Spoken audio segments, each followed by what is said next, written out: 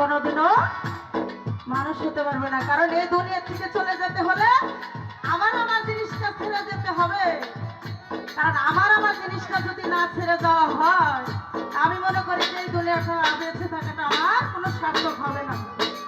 আগে দয়াল মসজিদকে চেনে, মসজিদের হাত ধরেন, যারা মসজিদকে না ধরেছেন মসজিদগুলো পরপরিবর্তন, মসজিদের হাত ধরে আমাদের দুনিয়া থেকে পার হতে হবে।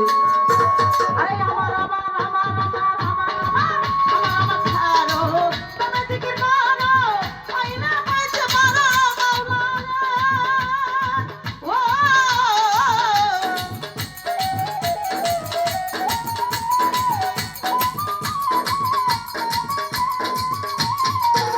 আরে আমার আমার হাসান বাবা, আমার আমার আমার আমার ছাড়ো, তুমি জিকির করো, আইনা পাইতে পারো খোদা রে।